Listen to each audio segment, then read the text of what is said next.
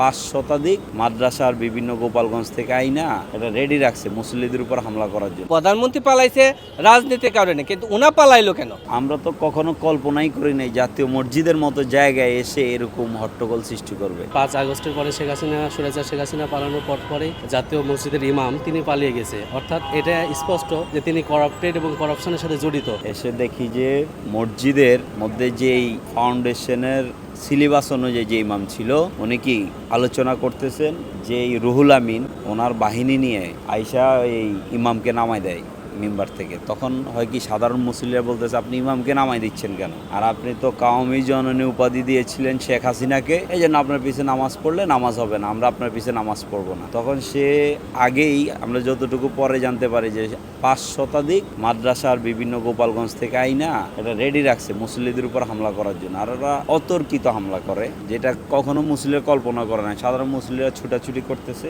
এক পর্যায়ে আমরা যারা তাদেরকে ফিরাইতে গেছি যে আপনারা কেন মারতেছে, মারামারি করেন না, এটা মসজিদ আল্লাহর ঘর। ওরা অতর্কিত হামলায় কিছু মুসল্লি যখন ঘুরে দাঁড়ায় তখন তারা পুরো মসজিদটা ভাঙচুর করে এবং এক পর্যায়ে সব মুসল্লিরা এক হয়েছে যে তাকে প্রতিহত করবে। এরকম মেসেজ পাওয়ার পরে সে ভাঙচুর করে মার্কেটের ভিতর দিয়ে একটা গেট আছে, ওখান দিয়ে তার দলবল নিয়ে নামাজ না পড়ে পালায় আসে। তাহলে যেই আসছে নামাজ পড়াইতে নামাজ না পড়ে পালাই যাবে কেন? আর আমাদের কথা হচ্ছে যার গ্রহণযোগ্যতা নাই সে কেন এখানে আসে? আর সে তো আমরা পরে জানতে পারি যে নড়াইলে 1 আসনের নৌকার পক্ষ নিয়ে সে করতে স্বৈরা শাসকের পক্ষ নিয়ে সে ইলেকশন করতে চাইছে। তাহলে তার তো গ্রহণযোগ্যতা বাংলার জমিনেই নাই, স্বৈরা শাসকের গ্রহণযোগ্যতা বাংলার জমিনে নাই। শেখ হাসিনা পলাই গেছে, ও কেন এখানে আসে? কোনো মুসলিমের পক্ষে তাদের আবাদতখানা এগুলা কি কাম্য না। আমরা তো কখনো কল্পনাই করি নাই জাতীয় মসজিদের মতো জায়গায় এসে এরকম হট্টগোল সৃষ্টি করবে। এটা আওয়ামী লীগ, যুবলীগ, ছাত্রলীগ কেন্দ্রিক যারা ইসলামকে ভালোবাসে না তাদের পক্ষে সম্ভব। আর তাদের নেতৃত্ব দিয়েছে হচ্ছে আপনার এই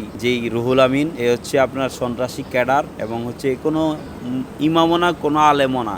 কোনো আলেম, কোনো দিনদার ইমাম খতিবে কাজ করতে পারে না।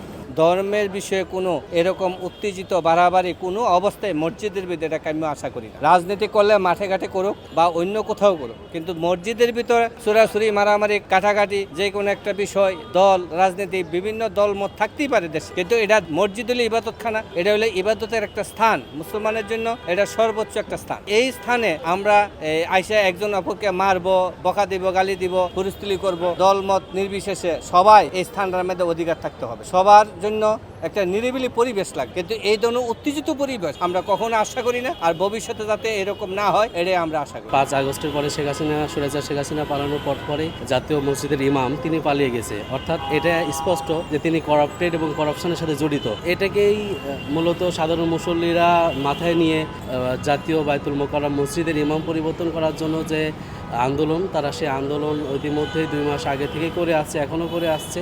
এটাকে স্থিতিশীল করে এতদিন ধরে অন্যান্য সাধারণ মুসল্লি কমিটি তারা ইমাম নিয়োগ দিয়েছিল। ইমাম নিয়োগ দেওয়ার ফলে 2 মাস ধরে নামাজ চলমান ছিল, কিন্তু গত শুক্রবারে আমরা যে তাণ্ডব লীলা দেখেছি, অর্থাৎ আগের যে স্বৈরাচারের শাসন আমলে নিয়োগকৃত যে ইমাম ছিল, তো এটা হচ্ছে ইসলামিক রাষ্ট্রে একজন বাইতুল মোকাররমের খতিব তিনি পলায়ন করা মানে হচ্ছে একটা ইসলামিক রাষ্ট্রকে কলঙ্কিত করা। একজন মুসল্লি হিসেবে আমি কলঙ্কিত অধ্যায়টা আর দেখতে চাই না। প্রধানমন্ত্রী পালাইছে রাজনীতির কারণে, কিন্তু উনা পালাইলো কেন? অবশ্যই ওনার রাজনীতির সাথে জড়িত ছিল বা ওনার কর্মকাণ্ড এমন ছিল যে প্রধানমন্ত্রী ওনারে ট্যাগেল দিছে, প্রধানমন্ত্রী ট্যাগেল দিছে, যেহেতু ওনার বস নাই বা ওনার সরকার নাই, হ্যাঁ ওনা এখানে টিকে থাকবে না, ওনা পলাইছে। কিন্তু ওনার পলানের কারণে বোঝা গেল ওনাও স্বৈরাচারী সরকারের সাথে ওনা একমত এবং ওনা ওই ধরনের পোষণকারী ছিল, ওনা যার কারণে পালাইছে। এই পালানোর কারণে ওনা অনুমতি ছাড়া, সরকারের অনুমতি ছাড়া বা রাষ্ট্রীয় প্রশাসনের অনুমতি ছাড়া ওনা আবার ইমামতি করা, এটা আমরা কখনো আশা করি।